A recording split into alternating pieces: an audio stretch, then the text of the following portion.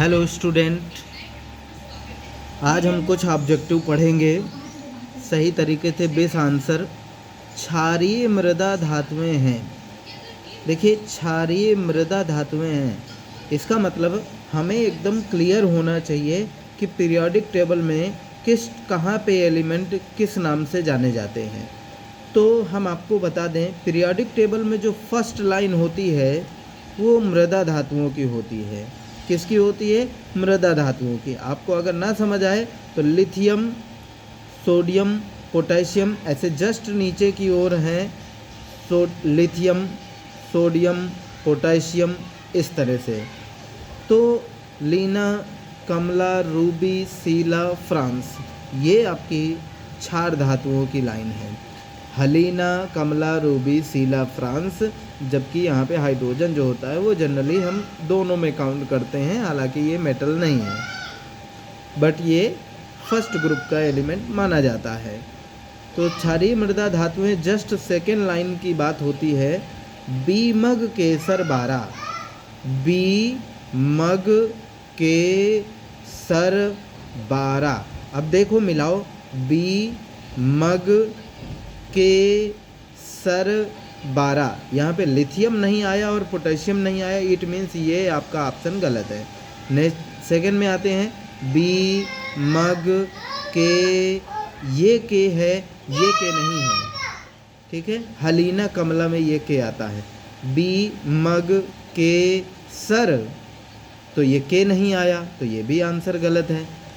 फिर नेक्स्ट में आते हैं, जैसे इसको, बी मग के सर 12। अब ना के आया ना आर बी आया, 12 में बी ए आर ए बोलना है, तो ये आंसर इसका बी ऑप्शन करेक्ट दिख रहा है। बी मग के सर 12, आर ए होता तो रेडियम आपका, ये इसका B answer is the correct answer. Next, निम्न में से कौन क्षारीय मृदा धातु का इलेक्ट्रॉनिक विन्यास नहीं है?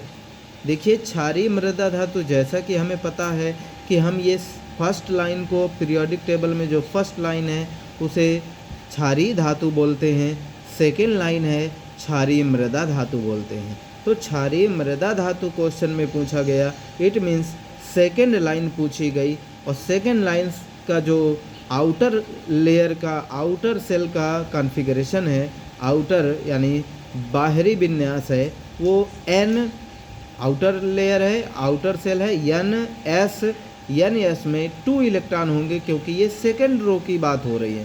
क्षारीय मृदा धातु सेकेंड रो में है, तो NS2 होना चाहिए। तो देखिए, एन नंबर NS2, 4S2, इसमें कंफ्यूज हो जाएंगे आप, मैं आपको इसका आंसर बताता हूँ। NS2, NS2, ये तीनों ही क्षारीय धातुएं, क्षारीय मृदा धातुएं हैं।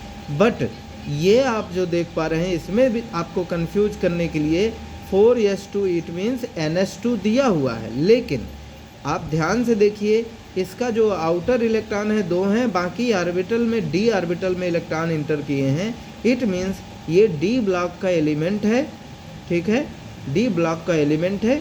और ये 18 नंबर का आर्गन हो गया, 18, 10, 28, 2, 30, इट मीन्स ये परफेक्ट जिंक का इलेक्ट्रॉनिक कॉन्फ़िगरेशन है, जो कि डी ब्लॉक एलिमेंट है, और ट्रांजिशन एलिमेंट भी इन्हें बोला जाता है। नेक्स्ट पर आते हैं, इसका आंसर तो समझ गए कि कौन सा नहीं है, तो यही बी ऑप्शन नहीं होगा, बाकी सब NS² यानी NS2 राइट किए गए। नेक्स्ट में बहुत अच्छा क्वेश्चन सिमिलर है, क्षारीय मृदा धातु, जायज़ सी बात है, क्षारीय मृदा धातु ऊपर वाला जो हमने सीखा है NS2 वाला, यहाँ नंबर कुछ भी हो सकता है, 1, 2, 3, 4 कुछ भी, NS2 ये इसका एकदम करेक्ट आंसर है। NS1 क्षारीय धातुओं का यानी पहली लाइन का है, ये NP6 P ब्लॉक के एलिमेंट का है। NP6 इट मीन्स P में 6 इलेक्ट्रॉन होना चाहिए, लास्ट सेल में, लास्ट सेल N नंबर, और N में तो S भी आता है, तो S में 2 इलेक्ट्रॉन, P में 6 इलेक्ट्रॉन, तो टोटल 8 इलेक्ट्रॉन होते हैं इनर्ट गैसेस में। तो ये आपका इनर्ट गैसेस का कॉन्फ़िगरेशन है। और ND10 ये डी ब्लॉक का कॉन्फ़िगरेशन हो जाएगा। लेकिन परफेक्ट ऑल एलिमेंट्स का कॉन्फ़िगरेशन नहीं है, ये ओनली किसी एक सीरीज का यानी एक ग्रुप का आपका क्लासिफिकेशन है। आंसर इसका ये परफेक्ट है। सॉरी। नेक्स्ट, बीई के यानी बेरिलियम के गुण किससे मिलते जुलते हैं? आप देखिए Zn क्या ये देखिए सेकेंड लाइन की यानी बेरिलियम बीमग केसर 12 यानी क्षारीय मृदा धातु, इट मीन्स सेकेंड लाइन का एलिमेंट है। अब सेकेंड लाइन का एलिमेंट है तो क्या Zn डी ब्लॉक से मैच कराएगा? नहीं। क्या Ra को देखिए बीमग केसर 12, इट मीन्स बेरिलियम की ही सीरीज का यानी क्षारीय मृदा धातु है, ये भी क्षारीय मृदा धातु है, इसी सीरीज का है, लेकिन बहुत नीचे वाला एलिमेंट है रेडियम। इससे गुण मैच नहीं होते हैं, क्योंकि धीरे धीरे इंक्रीज हो जाता है कोई भी प्रॉपर्टी नीचे आने पर या डिक्रीज हो जाता, तो इसमें गुणों में काफ़ी डिफरेंस आ गया।